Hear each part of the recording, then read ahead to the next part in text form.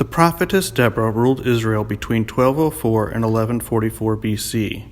There were 12 judges as told in the book of Judges, 6 major ones and 6 minor ones. Deborah, who was the wife of Lapidoth, was a major one. The Israelites again did what was offensive to the Lord, namely became idolaters. The king of the Canaanites, King Jabin of Hazor, had easily conquered the land and ruled harshly for 20 years, and made life miserable. The captain of King Jabin's army, Sisera, had 900 iron chariots and was very cruel. His soldiers rode in chariots from which they shot arrows or threw spears at their enemies, the people. Deborah was made the judge of Israel because she loved and worshipped the true God. It was her job to remind the people of God's commands. She was known as a prophetess. Israelites came from every part of the land to get her advice and for her to make decisions. She used to sit under a palm tree near her home in the hill country of Ephraim. This became known as Deborah's Palm. Good morning. This is Pamela Bluewater for J&S Biblical Productions. We are here at the tent and palm of Deborah, about to interview the most courageous prophetess and judge Israel has ever known.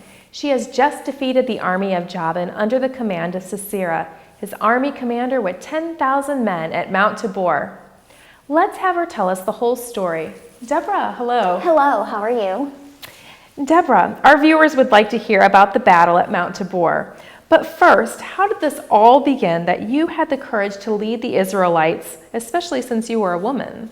Well, Miss Bluewater, I told my army commander Barak simply to march up Mount Tabor and take 10,000 men. I would draw Sisera, Jabin's army commander, toward him to the river Kison, and I would deliver Sisera into Barak's hand. That's amazing. So did Barak immediately comply? No, at first he wanted me to go with him, or he wouldn't go. So I said, very well, I will go, but remember, there is no glory for you, because then the Lord will deliver Sisera into the hands of a woman. Well, it seems you had God on your side and you knew it. What then? The day of the battle, I told Barak, get up, this is the day God will deliver Sisera into your hands. The Lord is marching before you. Barak did what I told him, and Sisera panicked. Sisera jumped out of his chariot and fled on foot.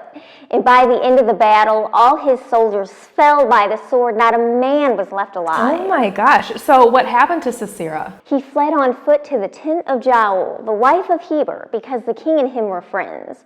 Jael welcomed Sisera. He asked for the water, and she gave him milk. And he fell asleep, and that's when... Look what I found. Oh my gosh. Ooh. As I was about to say, Jael drove the tent peg through Sisera's skull while he was sleeping. Yuck. Miss Sedgway, get rid of that. If you are caught with that weapon, the Canaanites, they will butcher you. No, I won't, because I want to be honored by the Lord for helping overthrow the Canaanite army and helping the Israelites out of oppression. Miss Sedgway, that is crazy. It was God that accomplished the victory of the Israelite army. He had the central role with the partial contributions of the human figures, Deborah, Barak, Jael, and the soldiers. That's the way it will be written in the book of Judges. Take him away. All right, if you say so.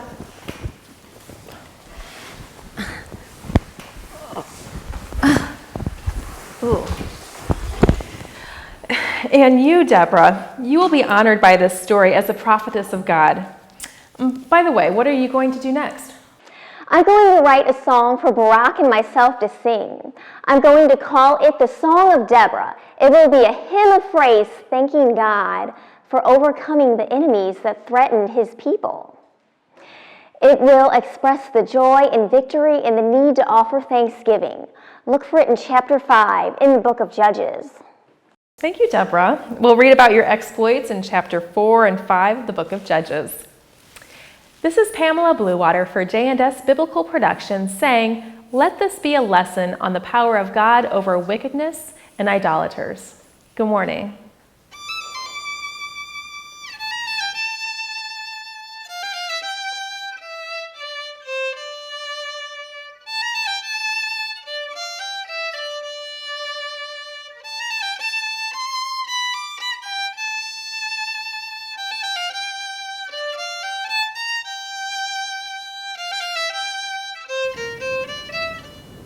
What are your thoughts on today's story? We'd like to know. So, leave a comment and subscribe to our channel, J&S Authentic Biblical Productions. Whether it's the Word of God through parables, true stories illustrating parables, or true stories in the life of Jesus Christ with commentary, you can see them all by subscribing to the most comprehensive collection of videos of biblical stories for you and your family. Have a blessed day.